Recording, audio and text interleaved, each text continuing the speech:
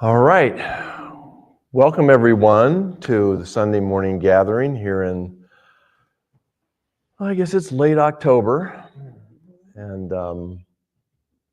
my observation was it was the first frost at my house today. So we're officially in Indian summer. I guess we are. Where we are today in Course in Miracles is the text. If you're in the complete and annotated or purple covered edition, we are in chapter 22:7.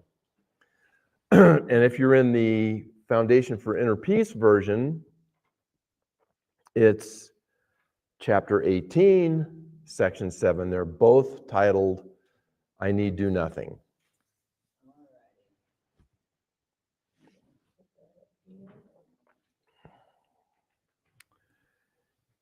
And before we dive into that, I wanted to share a little bit of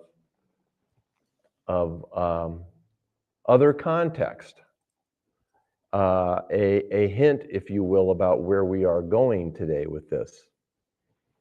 This quote is from the workbook lesson 135, If I Defend, I Am Attacked. A healed mind does not plan. A healed mind carries out the plans which it receives through listening to wisdom that is not its own.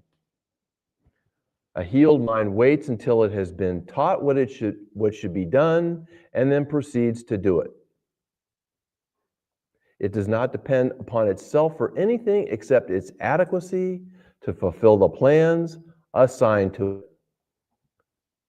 A healed mind is secure in certainty that obstacles cannot impede its progress to accomplish the accomplishment of any goal which serves the greater plan established for the good of everyone. So you might think of what we're going to learn today as a how-to of receiving the plan. I need do nothing in meditation, the practicing and experience of the holy instant. That's one aspect of where we're going today. Another aspect that is important to this material are different ideas about time. And this is from chapter 13, a section that I'm thinking about doing an entire class on, the continuous present. And I just have this one short quote. You would destroy time's continuity by breaking it into past, present, and future for your own purposes. You would anticipate the future on the basis of your past experience and plan for it accordingly. And by doing so, you are aligning past and future and not allowing the miracles which could intervene between them to free you to be born again. In other words, our current ideas about time, which virtually everyone in the world shares, essentially bypasses the present moment. We need to practice being in the present moment, and more to the point in terms of A Course in Miracles, allowing the present moment to become a holy instant. And that too is what we're going to be learning more about today. That all sounds very practical, very useful.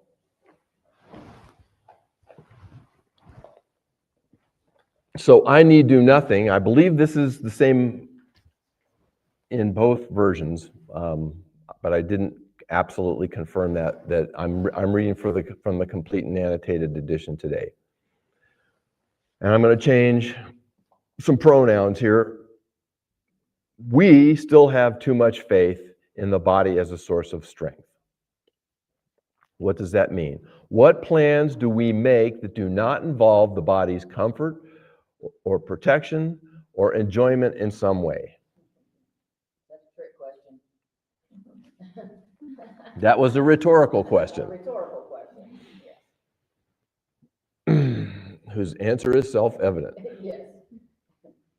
This makes the body an end and not a means in our interpretation. And this always means I still find selfish lovelessness attractive.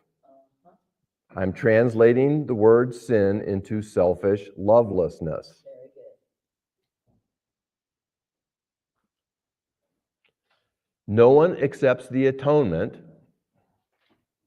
or the correction of the basic error we all made when we didn't laugh at the tiny mad idea that we could separate ourselves from God. No one accepts the atonement for themselves who still accepts selfish lovelessness as their goal. We have thus not met our one responsibility. Our one responsibility, we are told early in the text, is to accept the atonement for ourselves as miracle workers. Accept the correction for ourselves. Our sole responsibility as miracle workers is to accept God's plan for salvation, the correction of the original error that we made, that we can be separate and alone and create our own reality. Instead of always focusing on the correction of other people's errors. Exactly. And instead of looking for error outside of ourselves and seeking solutions for those errors out there. Exactly. Supposed to be focusing on the correction of your own errors. I recommend the purple one. Welcome, Kelly. Welcome. Welcome. Hey, Kelly. Good to see you. Welcome back. And we are chapter 22, section 7. I need do nothing. And we're just finishing the first paragraph.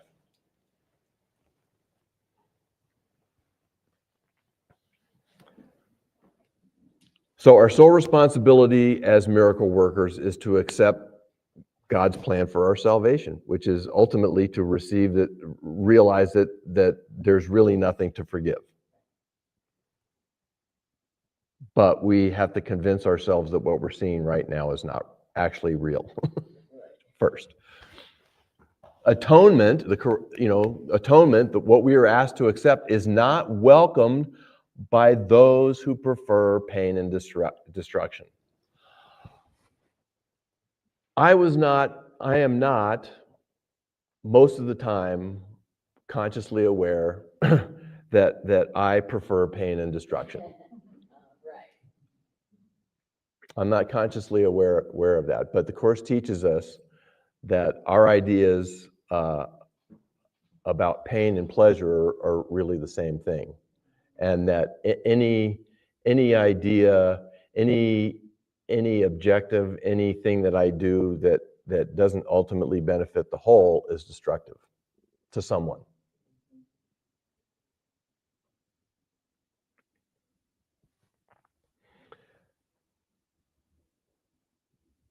So I think this is the next statement at the beginning of paragraph 2 is very interesting. It's an acknowledgement that we are making progress. You have made much progress and are really trying to make still more. But there is one thing you have never done.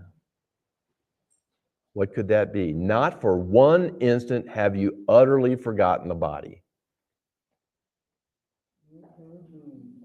That's for sure. The body has faded at times from your sight, but it has not yet completely disappeared. And you are not asked to let this happen for more than an instant, but it is in this instant that the miracle of the atonement happens. So, this immediately echoes to me something that we touched on 2 weeks ago, when we were talking about giving the instant of release. It actually may have been more than 2 weeks ago, but sometime recently I taught a class on section 15.2, and in that I was fascinated to finally cognize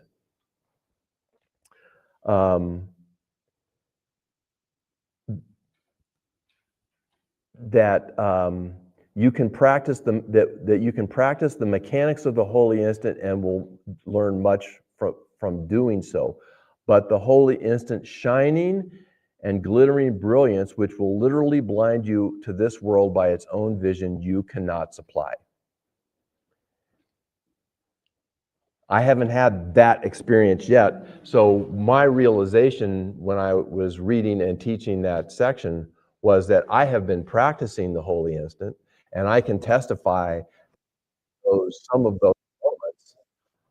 I do momentarily lose my awareness of being a body, but I have not yet gone so far as to see this shining, glittering brilliance that will literally obliterate the world from my awareness. But something to look forward to. But it's something to look forward to, exactly.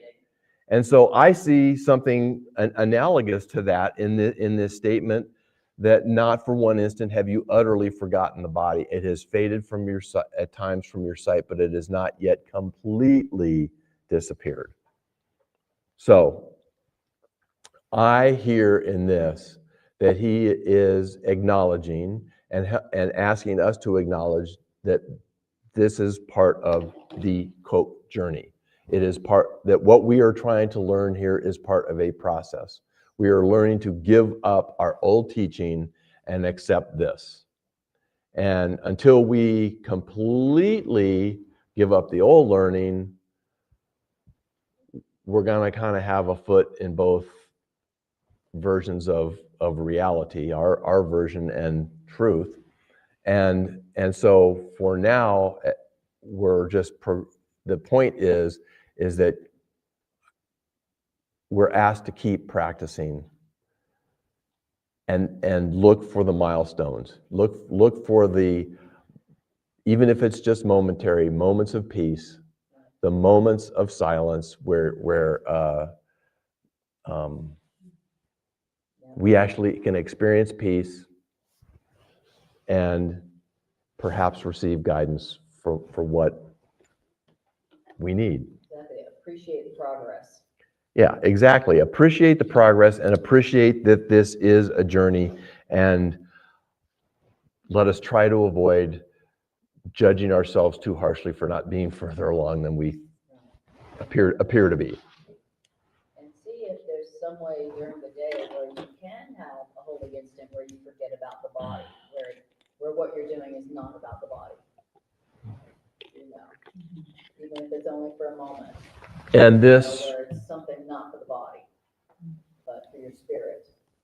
and ultimately what this section is encouraging us to do, I'm going to apply my own word here, is encouraging us to use I need do nothing as a mantra. Exactly. As a mantra, an idea to focus on in any moment to help us bring us closer to the holy instant. That's it. To bring us into alignment with our new ideas about time.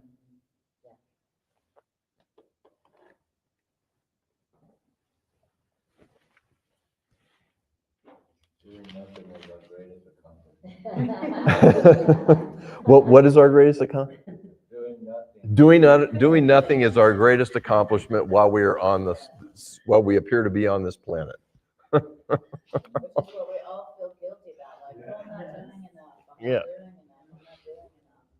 That's what we all feel guilty about. And it's like, no, we want you to do nothing. At least once a day, you know. Yeah. Is that too much to ask? Once a day, do nothing. Do what you want to do, which is nothing. One time a day. Yeah, God already did all the doing. Made us innocent. Yes. And then in our doing, we went and made us guilty. Yeah. Mm-hmm. Yeah, God already made us perfect. We don't have To to. do We don't have that, to make ourselves perfect. We don't have to do that. and that is the point. And that is the point. That's the point. That ultimately, when we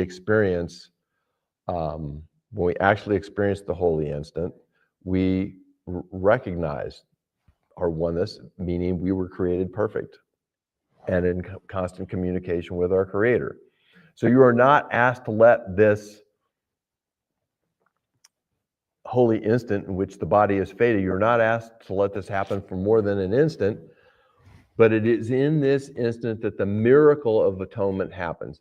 And afterwards, you will see the body again, acknowledging that this is a process, a journey that we're on, but never quite the same.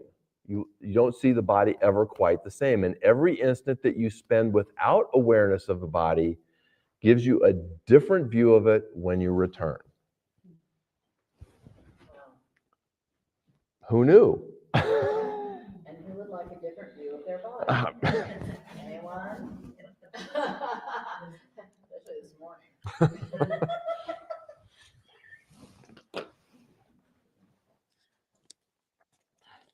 So again, this seems to have some practical Totally practical. and self-interest implications. Our favorite thing. This next sentence is totally intriguing to me, and it's very hard to believe. At no single instant does the body exist at all. Oh, please explain. Which means,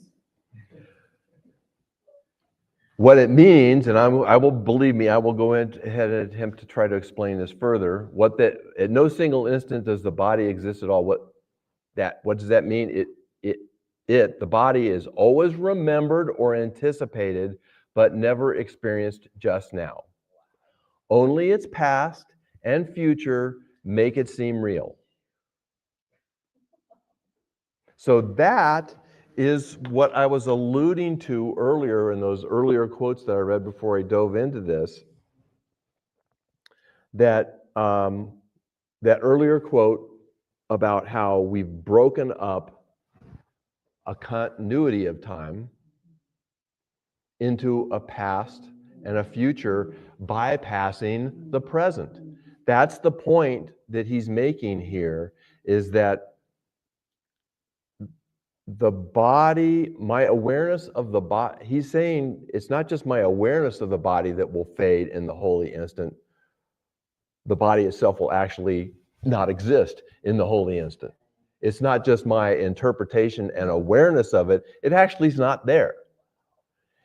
And if that's true, it indicates how much a part of our minds have been dedicated to an illusion about time. It is so fundamental to our interpretation of what we are experiencing that we literally have to be taught how to be in the present moment and go beyond just being the present moment and turn it into a holy instant. It takes first awareness that such a thing even exists, because our ideas about time just completely bypass it, right? And that's can't be anything but intentional. It is intentional in the ego thought system. So we have to first become aware that it's even a thing. to be in the present moment. To be in a present moment and not and be free of the past and completely free of a future that doesn't even, neither of which exists. But we have to be taught that that is a thing. It's a thing. It's a thing. And furthermore, being told that it's a thing, he's clearly acknowledging that's not enough. You need practice. You need to practice. And one of the ways we're learning to practice is I need do nothing as a means to get to actually experiencing the holy instant. And as we will see further on, in particular, a joint holy instant, when we are two or more gathered in one place and joining in the same intention.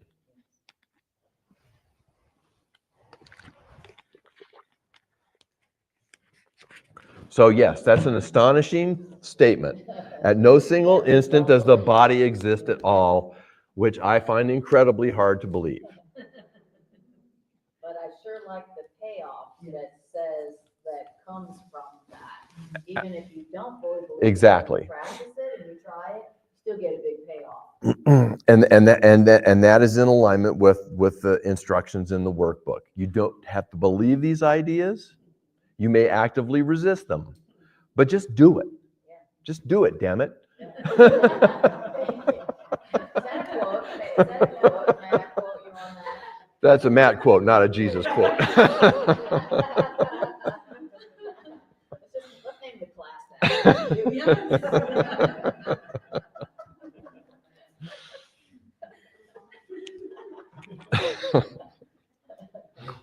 Damn it, my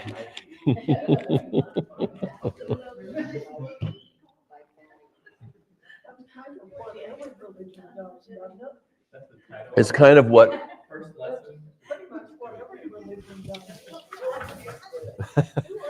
like the course says, you'll only see that the ideas are true when you use them. You know, not when you believe them, when you use them, they're true. You know, And first you use them, then you see they're true. and that's what brings you. I'll speak from the I position. That's what brought me the encouragement to keep going. When I've seen that the ideas actually work and actually bring me more peace, when a few minutes before I was a homicidal maniac. We know that well. Not you as a homicidal. I know what it's like to be a homicidal maniac. Exactly. I hope you never get to see that side of me. We got your back. We got your back. If it ever happens, y'all know what to do. Nothing. Do nothing. So only the body's past and future make it seem real. And time controls the body entirely, for a selfish lack of love is never present. In any single instant, the attraction of guilt would be experienced as pain and nothing else. And would, I throw in a word, and would therefore be avoided.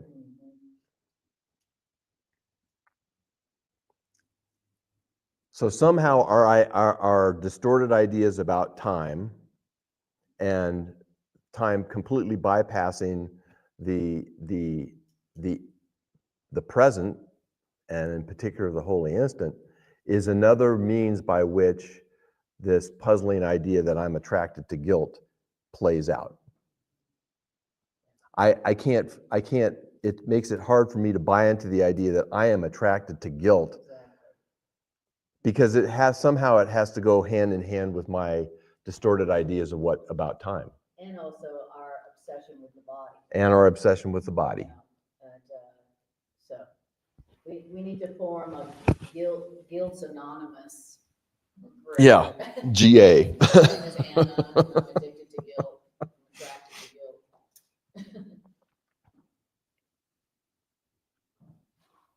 Now, what does it mean by the attraction of guilt? I need to know more.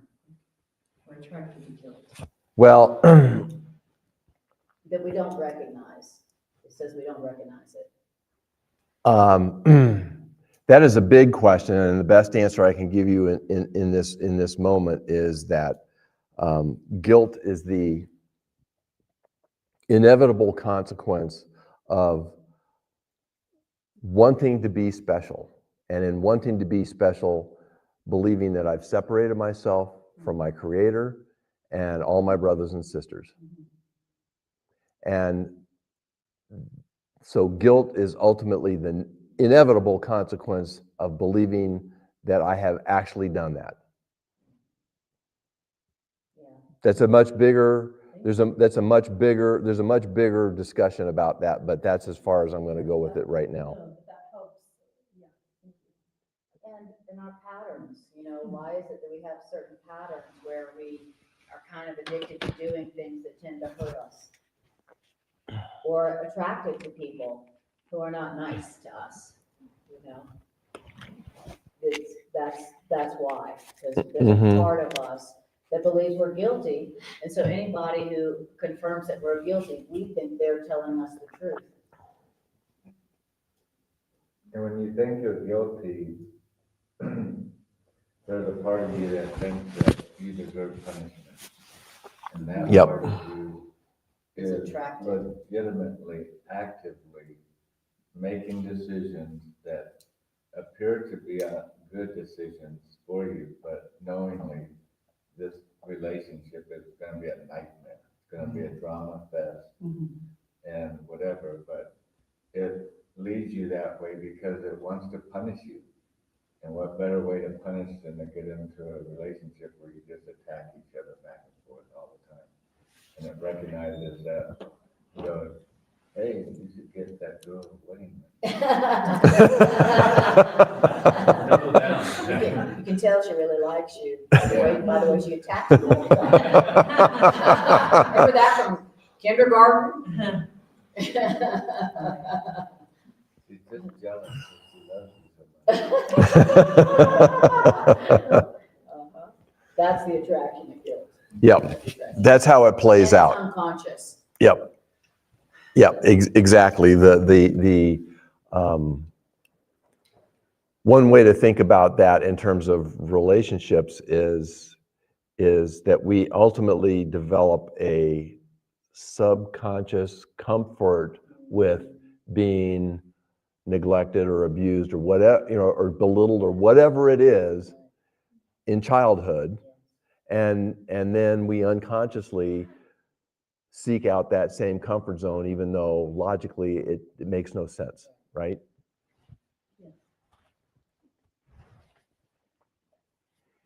It's like explaining water to a fish.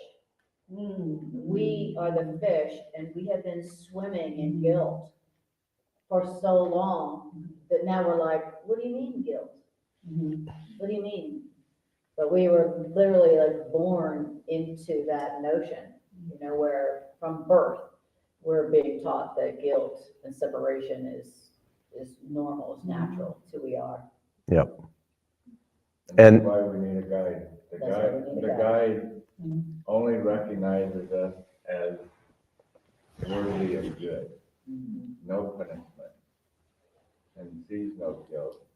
And so our higher loving self, that's why we're always calling on that, because that's the memory of us that knows that we deserve love, peace, joy, happiness, contentment, rest, and all of that.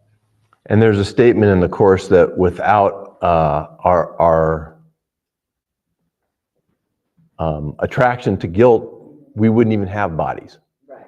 I mean, in other words, the body and guilt are, Yes, exactly. they're like this. One doesn't exist without the other. That's right. If you feel guilty, would you want to come into a body that suffered and died? That needed all day long, need? Yep. Darlene, by the way, in the blue covered edition, we're in 18:7. I need do nothing. In the blue book, which is what she picked up. So in any single instant, the attraction of guilt would be experienced as pain and nothing else, and would be avoided. Guilt has no attraction now, in the present. Guilt's whole attraction is imaginary and therefore must be thought of from the past or in the future. Just like it said earlier about the body. Same thing. It's the same thing. This is an example of how the idea of the body and guilt are joined at the hip. They're you can't have one without the other, unless you're following the Course and leading away from that identification, and ultimately that leads us to giving up the body completely. But first, giving our body the new purpose of being a communication device for love. Which is where this section is leading us to. So that's the middle point. I'm using my body for attraction and guilt, then I give my body to love to use, and then it disappears. Thank God.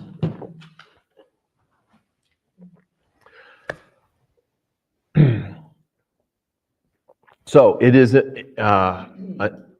another intriguing statement. It is impossible to accept the holy instant without reservation unless for just an instant you are willing to see no past or future.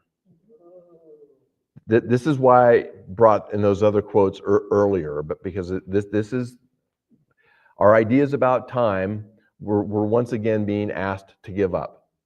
So in the holy, for just an instant, you are willing to see no past or future. And so one of the things that I'm seeing in this is that I'm going to go back and reread this one quote again, because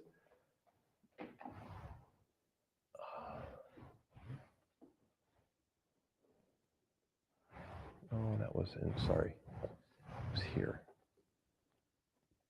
You can practice the mechanics of the holy instant and will learn much from doing so, but the holy instant shining and glittering brilliance, which will literally blind you to this world by its own vision, you cannot supply. So when I'm hearing in this about my willingness to see no past or future, is that if I have not yet experienced a complete holy instant where its shining, glittering brilliance blinds me to the awareness of this physical world, is related to the degree of my willingness to let the past and future go. I am somewhat willing, but I don't have abundant willingness yet. So again, it's part of a process. How willing am I, even when I'm in as deep a meditation as I've attained to date,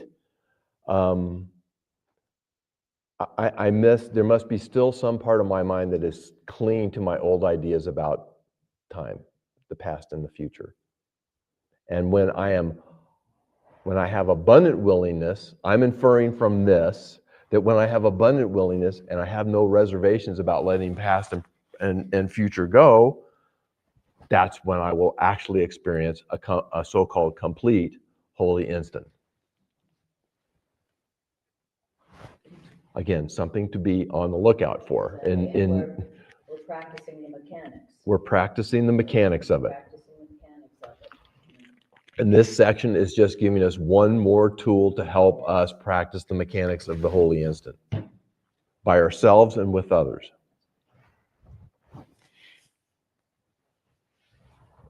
So it is impossible to accept a holy instant without reservation unless for just an instant you are willing to see no past or future. You cannot prepare for the holy instant without placing the holy instant in the future. So we're not being asked to prepare, we're just asked to practice. Just practice. Yeah. That is our prep, that is our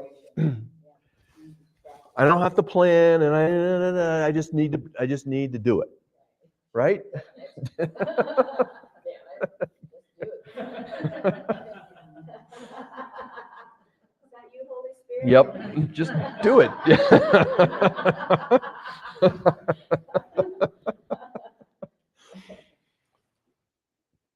You cannot prepare for it without placing it in the future. Release is given you the instant you desire it. And I will say, wholly desire it.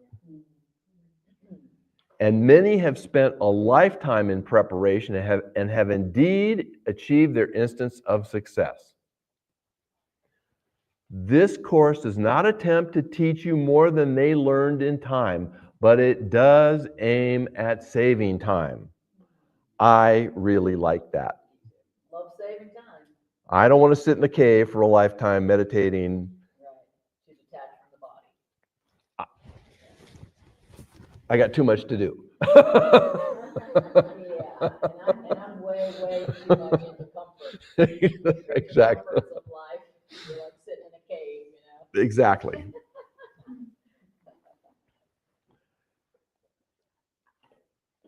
So he's saying that he's implicitly acknowledging what it says elsewhere. I think even in the introduction, this is a universal course, but the form of it, the form of it leads to different paths. You can spend a lifetime meditating, or you can be a lifetime as a monk in service to the church or whatever. And perhaps achieve the experience of a holy instant and having the body disappear. Or you can do this. we're, for those of, Do nothing. for those of us who For an instant. for those of us to whom the Course in Miracles is calling, he is offering us a time-saving means to get there. The goal is the same, but the means are different. And the key thing about A Course in Miracles is it all has to do with relationships. He's not talking about a solitary path of sitting in a cave or being a celibate, non-speaking monk, whatever. It's about healing our relationships. And that leverage of joining with another in a common purpose, where Jesus assures us he will join with us, that the Holy Spirit will be with us, aiding us. For following this path, he says it's going to save us time. And not just save time, but I think he says hundreds of years. Yeah, he goes on to say, every teacher of God saves 1,000 years of time as the world judges it. So the awakening of everyone. So in the complete and annotated version, I'm now starting paragraph 5, where it says, you are attempting to follow a very long road to the goal you have accepted. What's the goal we have accepted?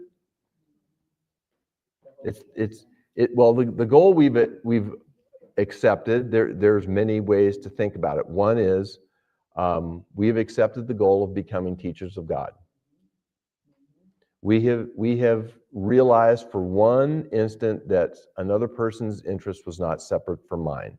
That's all we needed to become a teacher of God, or at least a teacher of God in training. And our decisions are self-destructive, so we can't make any decisions.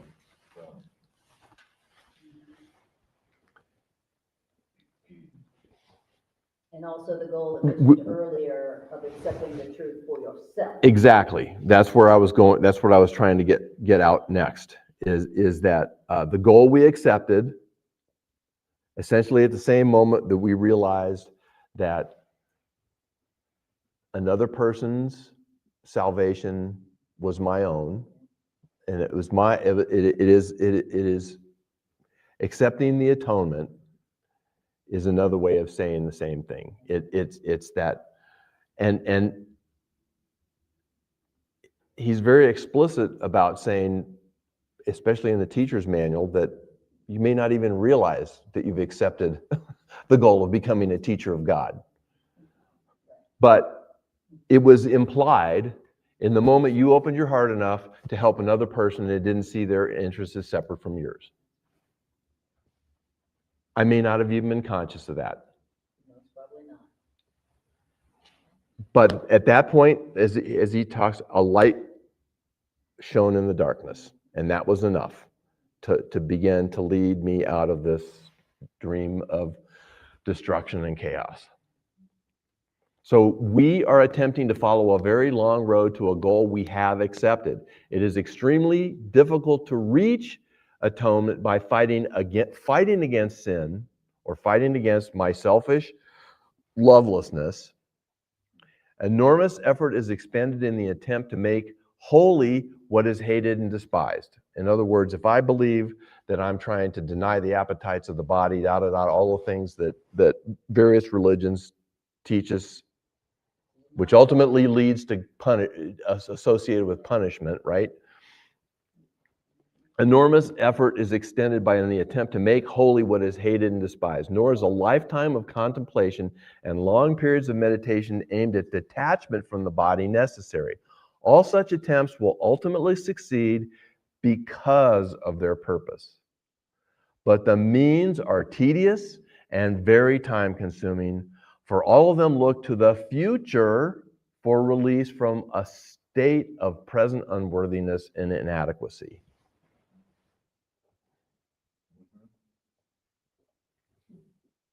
Somehow I learned this whole idea that I was born a sinner. In other words, that I was born unworthy and not good enough, or whatever form unworthiness, not good enough takes, is something that I have to take responsibility for myself for correcting and undoing and basically earning my worth. Whereas the Course is very explicit that my worth was established by God in my creation, and nothing I do or say, have said or done in the past changes that one bit. And one moment of acceptance of that, you know, you accomplish what took somebody 100 years of meditation in a cave or a monastery to accomplish. Where they ultimately there was really nothing to forgive. Oh my God, I need to do nothing, you know, and then they die. I don't have to earn, I don't have to be with. Yeah, exactly. And then the whole thing about the body is like, he's saying, you know, in the way the world, you know, the other way, the long way is expending enormous effort in the attempt to make holy the body that is hated and despised. So it's all about denying the body as if the body is sinful. So I can't do that, can't do that, can't do that, can't do that, can't do that. Whereas this is saying, remember, you're not a body for one instant.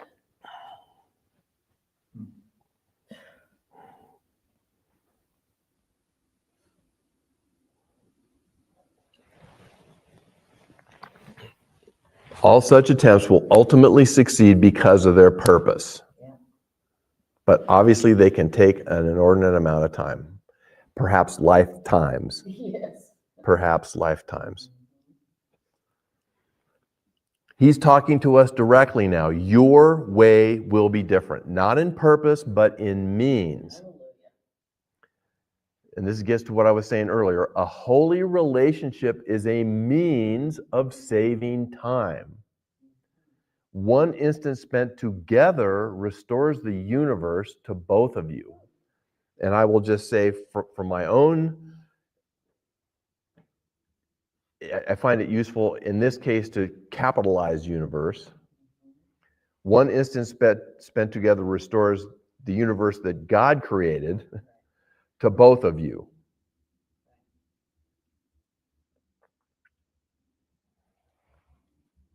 And you are prepared. In the holy instant, you are prepared. Now you need but remember, you need do nothing. It would be far more profitable now merely to concentrate on this than to consider what you should do. I'm always So- thinking about what I should do. This goes back to what I was saying, that quote from workbook lesson 135. A healed mind does not plan. It doesn't sit around thinking about what it should do today, da da da da da. What he's telling us here is that it would be much better use of my time to just do nothing and receive guidance of what Spirit wants me to do today.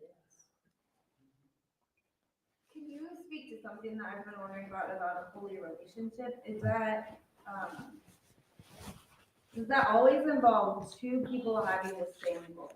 Or can that be my looking for guidance in the Holy Spirit directing me in my relationships?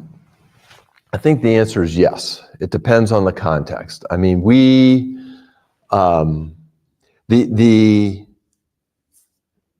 my interpretation is that if I'm practicing the mechanics of the holy instant, my intention is on joining with the Holy Spirit, and therefore I'm acknowledging the holy relationship that I appear to have with the Holy Spirit. Where that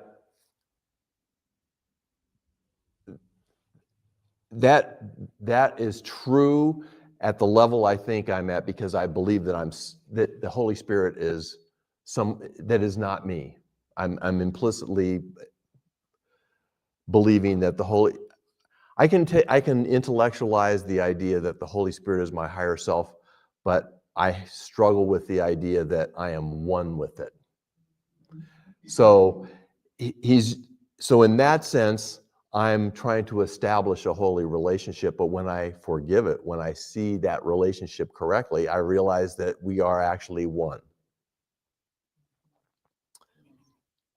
And hold on just a second, let me finish this thought. But I think the context that he's providing here is he's talking about a holy relationship between two seeming individuals, people. But does that involve the expressed same goal of two people, or can that be me having the goal of having a holy relationship with other people without them knowing? A very good question, one that I have asked myself and I still don't have complete clarity on. I welcome anybody else's comments, but The first thought that comes to my mind is the Course tells us repeatedly, our goal is to accept the atonement for ourselves. And the atonement is to see, so Matt and I come together in a relationship, there's two of us. We have now the ingredients for it to happen. And my job of accepting the atonement for myself is to be looking for the innocence in him.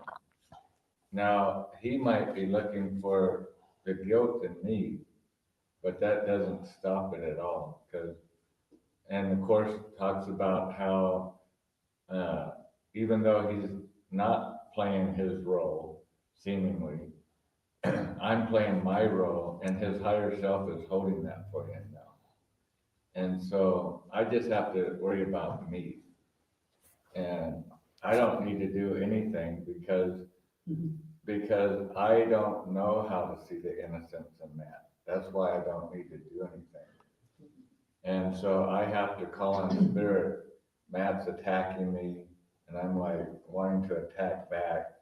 And so and that's even harder now to see their innocence. And even the more reason why I need to call on Spirit. And by doing that, that brings me into the present moment, is innocence. And it will bring release to them as well. Even if I'm not conscious of it. Right. I love that. I like to think of relationship as like, ooh, it's going back and forth and it's both ways and the Libra comes through and it's all good. We're the same. And really it's about like if I can see my brother as myself, if I can see the light, if I can live in forgiveness, whatever he's doing, you know what I'm thinking of? I don't know if anybody's old enough for this, but that Archie Bunker and Edith, and what a challenge he was, and how she could just see him. She was in, I think she was in a holy relationship, but he didn't necessarily have a clue. And maybe that's okay. Yeah, and I you know, there's somewhere in the Course where it says that the holy relationship is the expression of the holy instant in time. And so, just like in the holy instant, we're practicing not seeing ourselves as a body. In the holy relationship is when I'm practicing seeing this person as not their body. I'm practicing seeing this person as in the present moment. You know, and that is, you know, that's the practice. It's like the holy instant with another, you know, and that's what makes a holy relationship. And that may be, especially if they appear to be attacking me, it may be as simple as me reciting internally, I'm willing to see the innocence in this person. I am willing to see this as a call for love, or there's a workbook lesson, God is the love in which I forgive you, because Exactly. I can't do it right now. And you're creating a holy instant and a holy relationship with that person in the moment. So does that help answer your question? So it doesn't sound like the other person has to be wholly conscious of it at the Yep. moment. You know, there is typically controversy in the Course in Miracles community about whether both people have to be fully conscious of sharing the same intent for to be holy. And there are some people who say that, no, because we're one person can choose on behalf of the other. Mm-hmm. And- So. And, Because we're one. Because, exactly. and if I'm seeing the other person correctly, as Greg was saying, at least their higher self acknowledges that, oh, he's willing to see the truth about so-and-so. Exactly. At the same time, I think it's implied that if two people are consciously joining in a common purpose and then consciously practicing the holy instant, that the results can be much more powerful for both of them. I mean, how can it not? I mean, if more of my mind, aka including my conscious mind, is in alignment with the truth, how can that not be more powerful?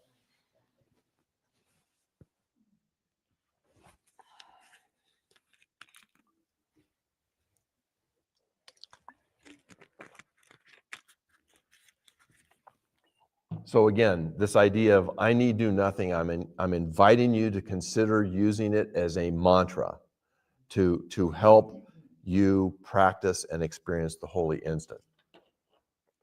When peace comes at last to those who wrestle with temptation and fight against giving in to sin, when the light comes at last into a mind given to contemplation, or when the goal is finally achieved by anyone, it always comes with just one happy realization. I need do nothing. One happy realization. I need do nothing. Here is I know it's hard to believe, but here is the ultimate release that everyone will one day find in his own way, at his own time. We, meaning we who are studying A Course in Miracles, do not need this time. Time has been saved for us because we are together. This is the special means this course is using to save us time.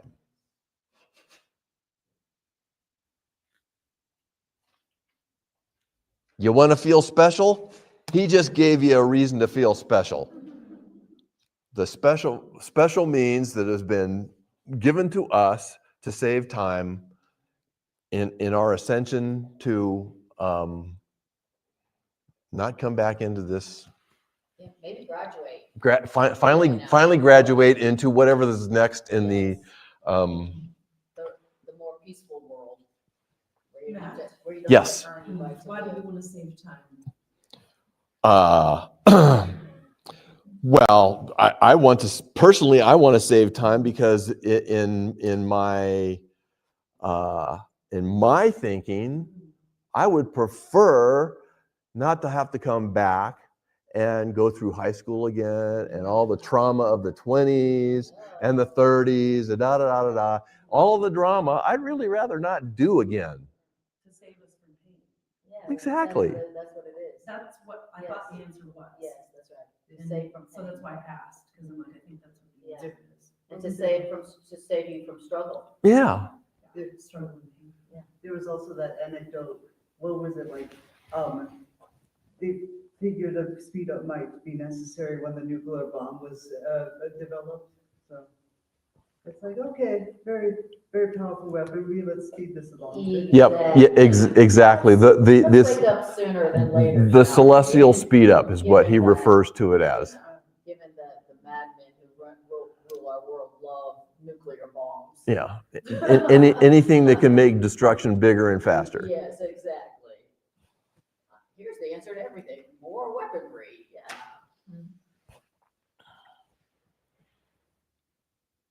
So I need do nothing is the special means this course is using to save you time, to save us time. You are not making use of the course if you insist on using means that have served others well, neglecting what was made for you. So, so you were born Catholic and born and raised Catholic or Jewish or whatever. You can stay with those ideas. Just, the time you choose to work on the universal curriculum is up to us. But he's telling us that you can make that time now. That time could be now if you practice the holy instant. And practice the holy instant with other people. Exactly. Practice seeing them as not having a past or future, and practice seeing them as not a body. That's the means that's been made for us. Or maybe you can sit in a cave for 100 years. If you want. It's your. Some people that may be great. That is what. Yeah. That is one implication of free will. Like he says, I can delay as long as I want. Yeah. And I can make an empty shell, but I cannot destroy who I am. And the end goal of this is inevitable. That's right. Oh, you're going to end up in the same place. I need to do nothing because I remain as God created me. God created me complete. That's where it's all ending up. But do you want to do it now, or do you want to do it in 100 years or 100 lifetimes? Boy. So this next sentence I think is also interesting, and he's imploring us: save time for me. Save time for me by only this one preparation and practice doing nothing else. I need do nothing is a statement of allegiance, a truly undivided loyalty. Believe I need do nothing for just one instant, and you will accomplish more than is given to a century of contemplation or struggle against temptation. Wow. Wow, right. Wow. That's interesting, a statement of allegiance and a truly undivided loyalty. That sounds like a pretty powerful mantra to me. Yeah. If I am acknowledging that that's what I need do nothing is, and that is a means of me practicing the mechanics of the holy instant, why would I not use it? Yeah. And I don't have to believe it or understand it to use it. Ashley, did you have something you wanted to say to us? Yeah, I think it's just like when you're talking about practicing the holy instant, what are we actually doing? We are allowing ourselves for just a moment to let go of the past and let go of the future, and we are attempting to recognize our inherent holiness, meaning our inherent desire to love, our inherent heartfelt desire to love and be in union with everyone and everything. For just one instant. And what's associated with that, he tells us in this section, is that when I recognize for just an instant my holiness, that means that guilt is gone. That means that the body is gone. That means that this shining, glittering brilliance of who and what I am and whoever I'm sharing this instant with will become apparent to me once I actually get all that way to letting go of my ideas of past and future without reservation. So again, it's a process. The practicing is a process. And he seems to be assuring us that when we've achieved the holy instant, we will know it unequivocally. I'm a visual person, so I like to see it as like an image. I think it's like if you're watching a movie, the movie starts, the lights go down, screen function up, the movie, sound comes in, you're lost for a little while, right? And let's say the power goes out, and all of a sudden it's like you're zapped out of the movie for a second, and you're like, oh yeah, like I'm me, and today is October 19th, or whatever.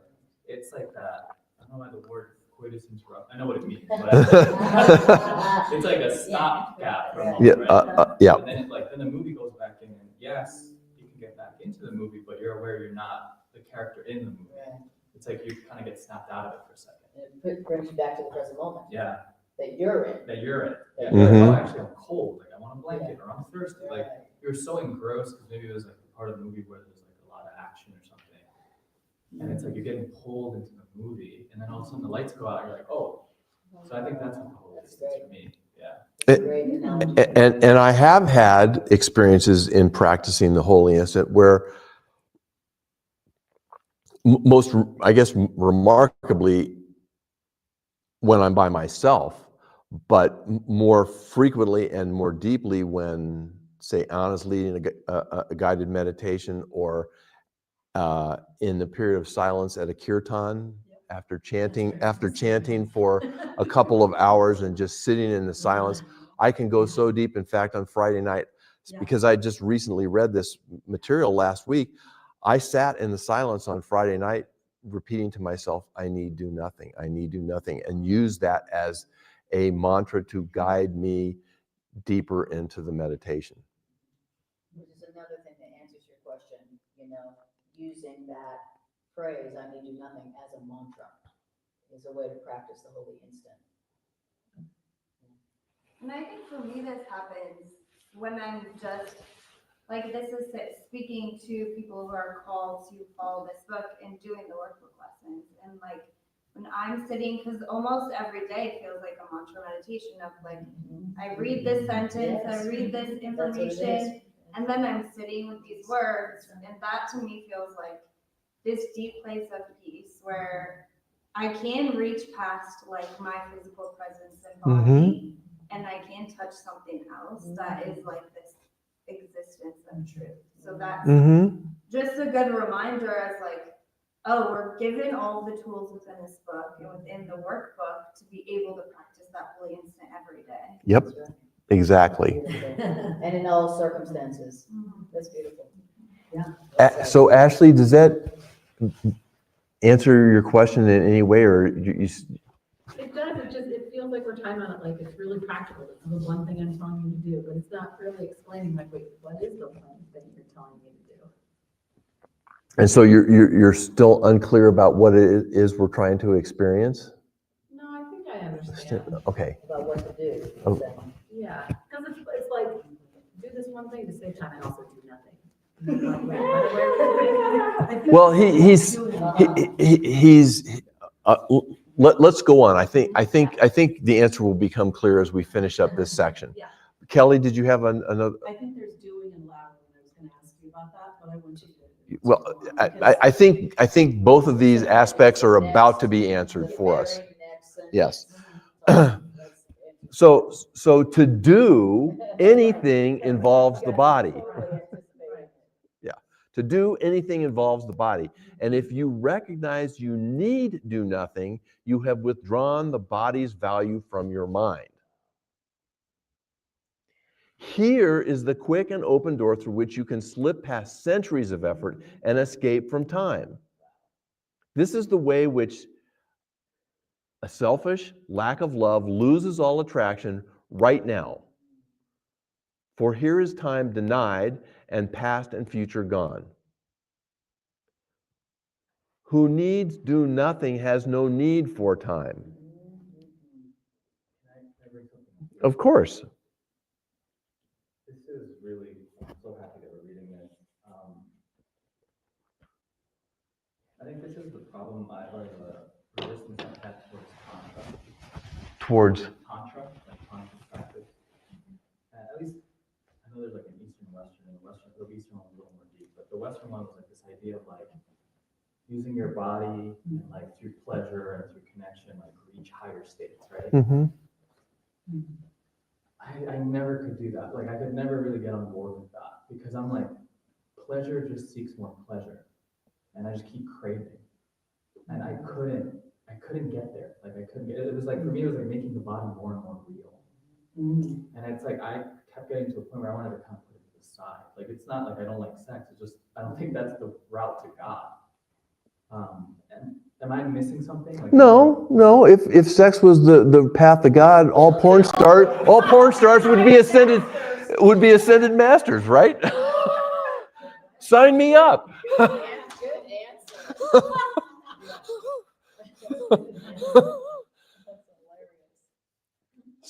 So no, I think they're leading in opposite directions, you know. because that's what it sounds like to me. Yeah. I'm just not sure. It's just like And that's not to say that we can't, we aren't allowed to, he's not saying that be celibate. It even says kind of like, don't be, it's like a whole monkish thing. Don't have to be. Exactly. That's what he's saying. It's exactly what he's saying. You don't have to be celibate. You don't have to not talk to anybody for the rest of your life. You don't have to do any of those things. Do this instead. And For one instant. That's how long I last. That's why they say an instant, because they know that's all we can do. That's all you need. You know? Yeah, and that's all you need. Both. If you do it right, I know, all right? it takes is an But the Lord also says, if that's your goal, you will reach it. You know, as far as, what, sex? no.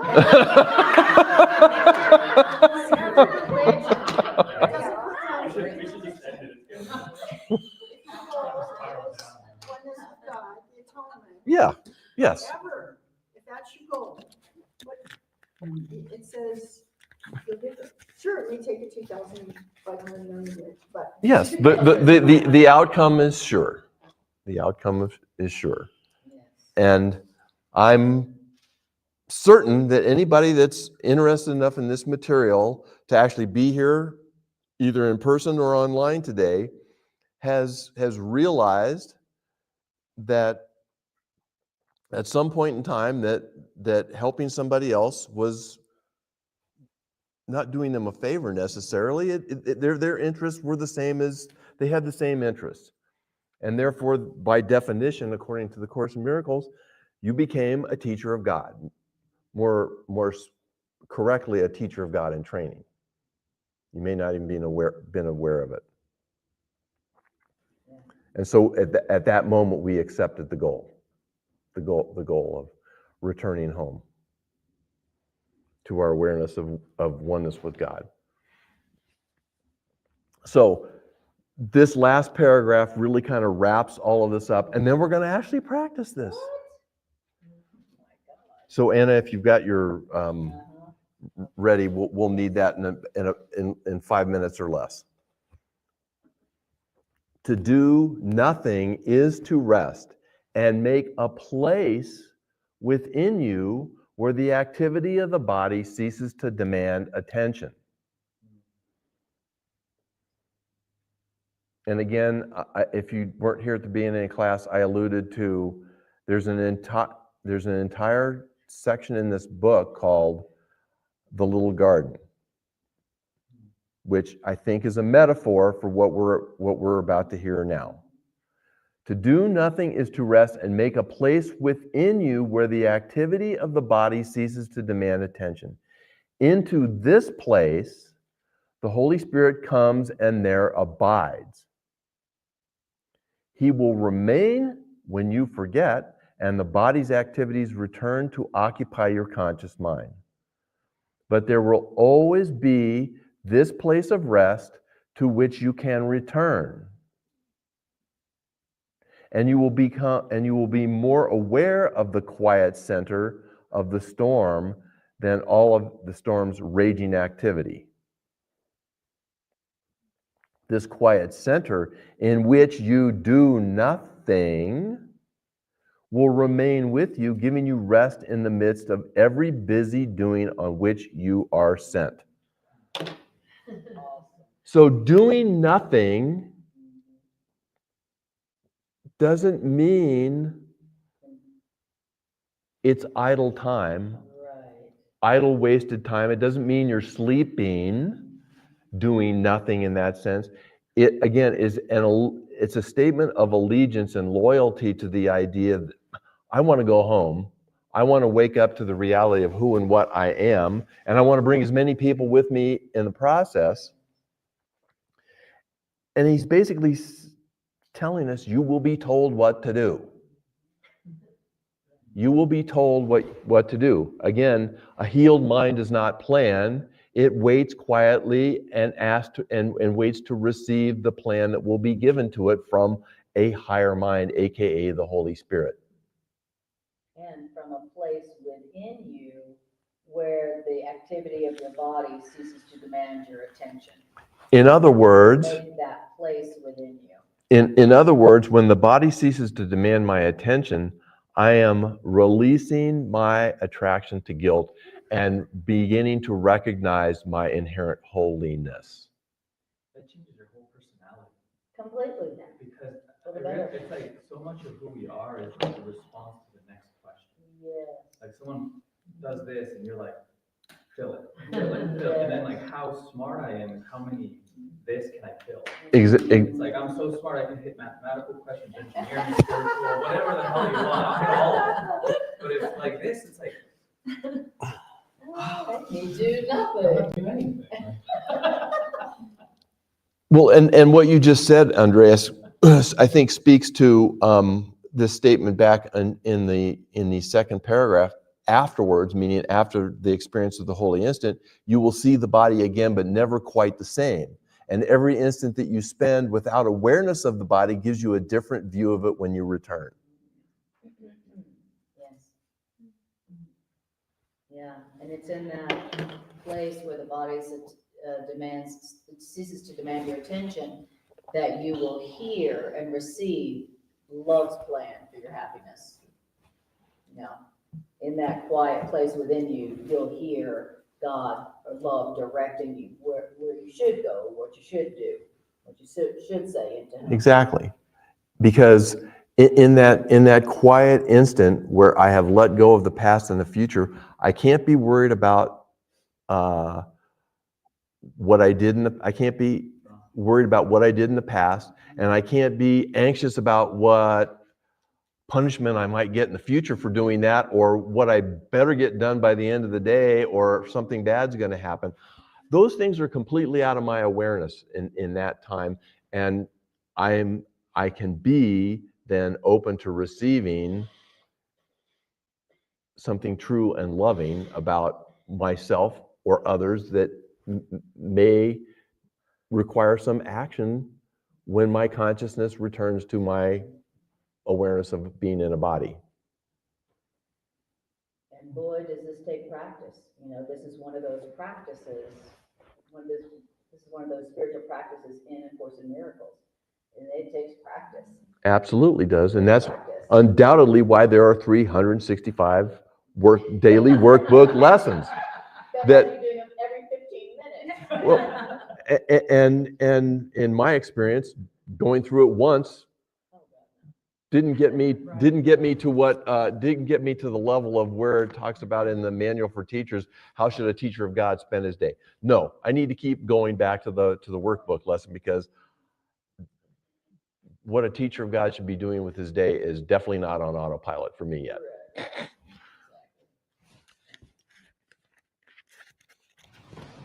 So I don't know about you, but I think this is all very uplifting to me. But there will always be a place of rest to which you can return, and you will be more aware of the quiet center of the storm than all the storm's raging activity. This quiet center in which you do nothing will remain with you, giving you rest in the midst of every busy doing on which you are sent. For from this center, you will be directed how to use the body lovingly. It is this quiet center, I'm adding some words, from which the body is absent from our awareness, that will keep the body sinless, aka loving, in your awareness of the body. So it's funny, he's asking us to separate actually use separation, our ability to see and experience separation, to separate ourselves from the awareness of the body for one frickin' instant. Yeah, one freaking instant, along with the past and the future. So that just for an instant, we can actually receive some true loving guidance. Exactly, about how to use our body lovingly instead of punishingly.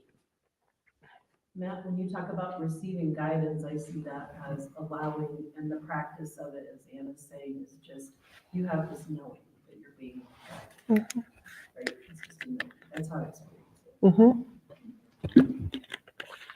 Because you're doing nothing, but My experience of the holy instant is either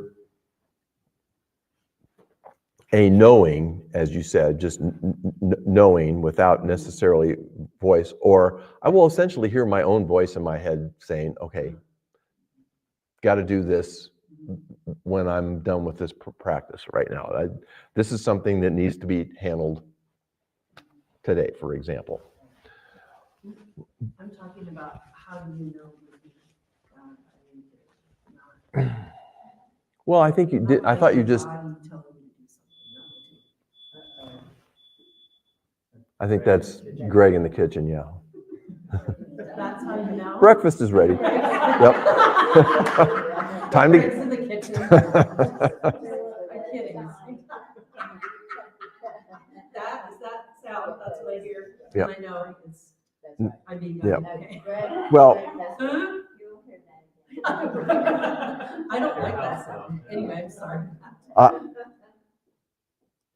I think in general, if you're in meditation about some issue, you're asking guidance about some issue, you may receive an answer that was completely unexpected. I have had experiences. I know there's no frickin' way that my ego came up with this solution. It's just so out of the box of my routine way of thinking that it just could not have come from me. That's one way. That's part of it. Yeah.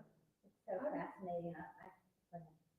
Well, I was at the same spot, sometimes I still think them. Yeah. And I don't know if I heard it here or what, but, if it's loving, then you go for it.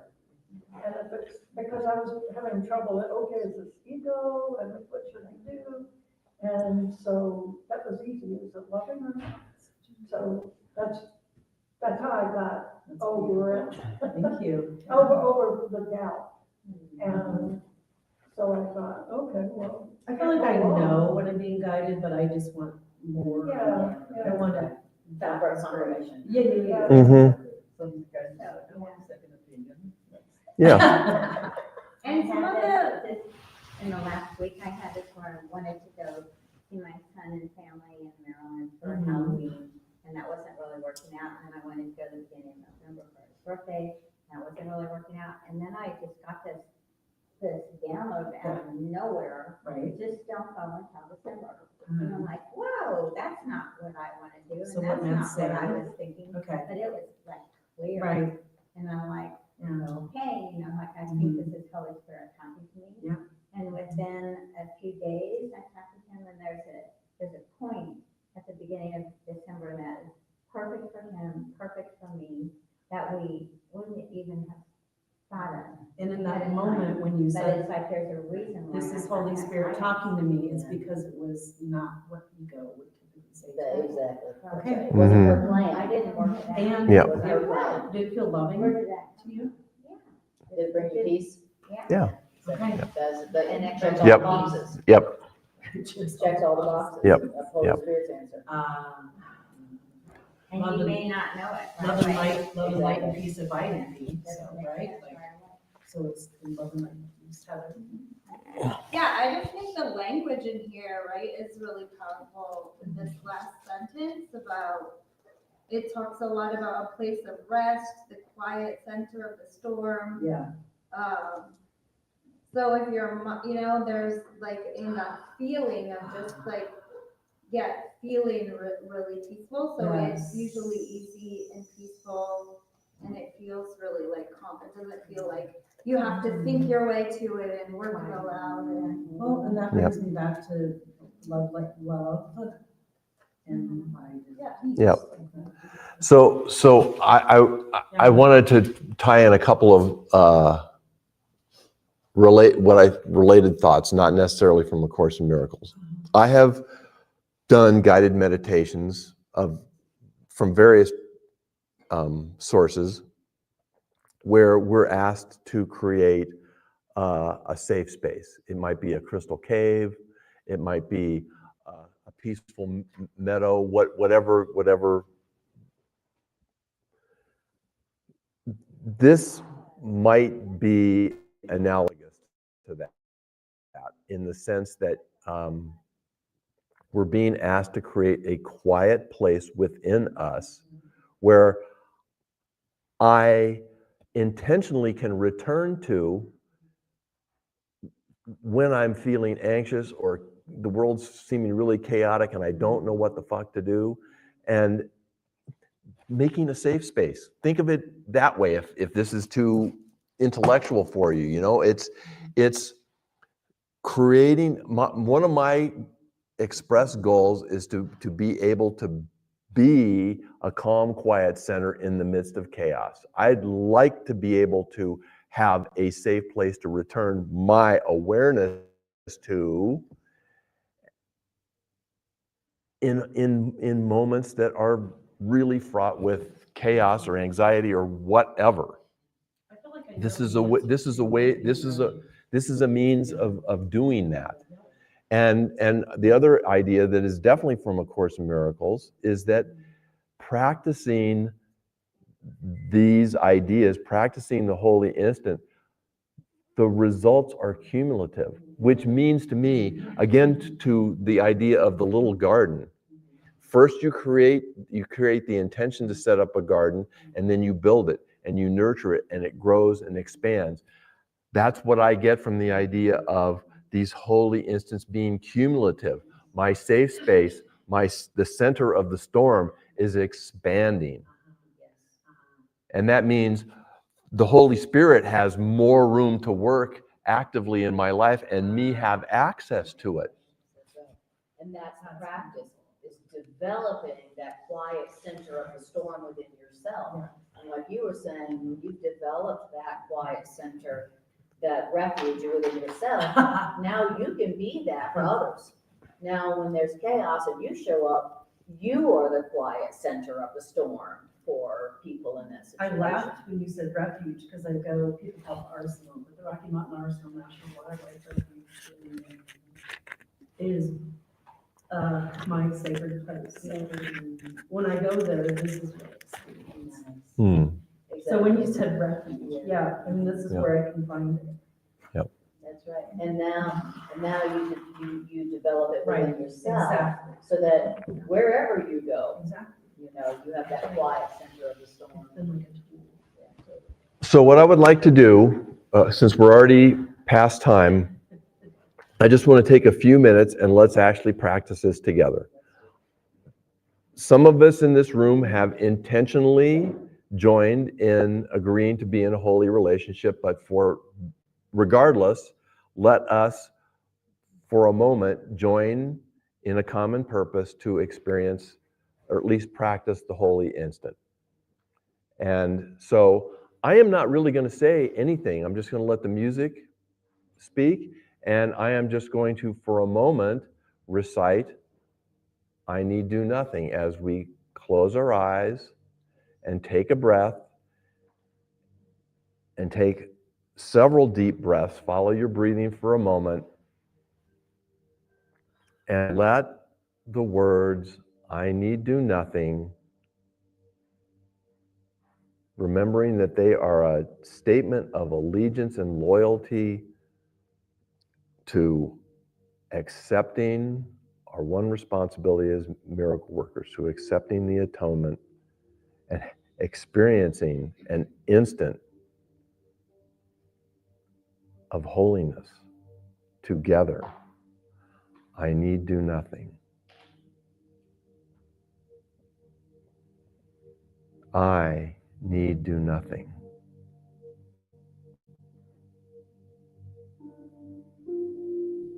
I need do nothing.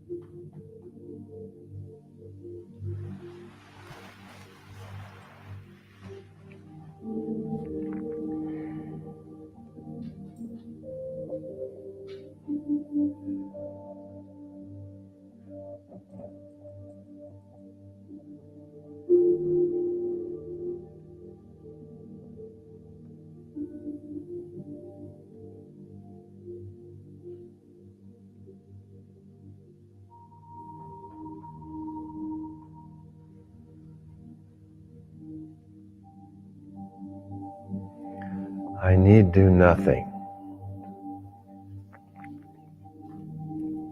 And when you're ready, bring your awareness back to this room, back to your body, and slowly open your eyes.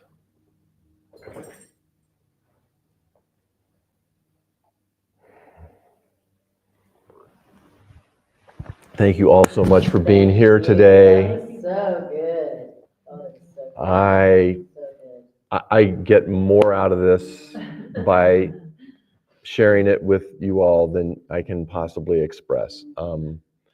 it means a great deal to me that you're here today and sharing this material, because I get it a lot more deeply when I'm joining in these ideas with others. And so I thank you for being here. I'm guessing there are some announcements, and I know you've got a workshop, please. Thank you. Well, first of all, thank you, Greg. Greg has prepared some delicious salmon and with some lettuce and salad dressing, so there's some really nice something. Yay. Salmon is awesome. Made with love. And then Carla and I are doing our next monthly workshop, first Saturday in November, that's November 1st. And guess what it's about? Relationships. Thank you. It's about community and holy relationships. So how to practice having holy relationships in your community. You know, basically with everybody, how to have a holy relationship with everybody, starting with your community. And so that's what we're going to be talking about November 1st, Saturday. And it's sliding scale, starts at 33 and goes to 66, but don't ever let money be a consideration. Obviously, Carla and I don't do this for money. Obviously, what we do it for is to support the center, you know, so that the center can thrive. And then Greg and I have started a new class. We've been doing our class, Transforming Relationships Through A Course in Miracles, for the last at least 5 years online. But we decided to do it in person here. I think we've done 3 now. This will be our 4th. And we're gonna give it 3 months and see if it's something that people like to do in person also. We know that people like to do it online, but you know, so we'll see if 3 months, you know, but that's here at 5:30 every Sunday. So, and what we do is we let Spirit choose the section, and then we apply the section to our relationship, and then support everyone in applying it to all their relationships. So it's an all relationship application practice session is what it is. So that's tonight, every Sunday, 5:30 here. Okay. Nice. And let's see, anything else? If you guys online want to make a donation to the Miracle Center, here is the address to do that. And thank you for that. All right, I guess that's it. Thank you so much for being here today, here in person and online. And Great class. thank you. That was, I Thank got you. it at such a deeper level today.